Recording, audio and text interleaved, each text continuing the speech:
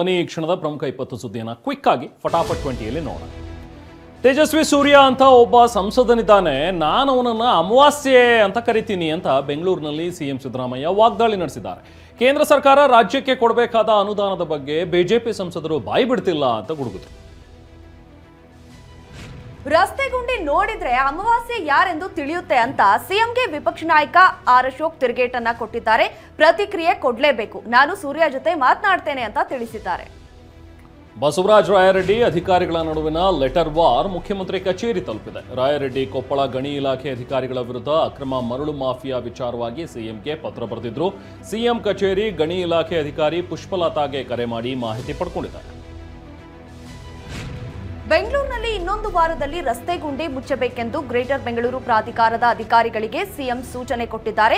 BJP ಕಾಲದಲ್ಲಿ ರಸ್ತೆ ಗುಂಡಿ ಮುಚ್ಚಿದ್ದಾರಾ? ಆರೋಪಗಳಿಗೆ ತಿರುಗೇಟು ಕೊಟ್ಟಿದ್ದಾರೆ. ಈ ರೀತಿಯಾಗಿ ದೀಪಾವಳಿ ಹಬ್ಬದ ಹಿನ್ನೆಲೆಯಲ್ಲಿ ಸಿಎಂ ಸಿದ್ದರಾಮಯ್ಯ ಮತ್ತು ಡಿಕೆ ನಿವಾಸಕ್ಕೆ ಉದ್ಯಮಿ ಕಿರಣ್ ಮಜುಮ್ದಾರ್ ಶಾ ಭೇಟಿ ಕೊಟ್ಟಿದ್ರು. ದೀಪಾವಳಿ ಹಬ್ಬದ ಶುಭಾಶಯ ತಿಳಿಸಿದ್ರು. ಇದೇ ವೇಳೆ ಬೆಂಗಳೂರು ನಗರದ ರಸ್ತೆ ಗುಂಡಿಗಳ ಬಗ್ಗೆಯೂ ಚರ್ಚೆ ನಡೆಯಿತು. ಮೈಸೂರು ಜಿಲ್ಲೆ ಸಾಲಿಗ್ರಾಮ ಪಟ್ಟಣದ ಚಾಮರಾಜ ಎಡದಂಡೆ ಕಾಲುವೆಗೆ ಈಜಲು ತೆರಳಿದ್ದ ಬಾಲಕರು ಶವವಾಗಿ ಪತ್ತೆಯಾಗಿದ್ದಾರೆ. 16 ವರ್ಷದ ಅಯಾನ್, 13 ವರ್ಷದ ಅಜಾನ್ ಮತ್ತು 14 ವರ್ಷದ ಲುಕ್ಮಾನ್ ಶವ ಪತ್ತೆಯಾಗಿದ್ದಾರೆ.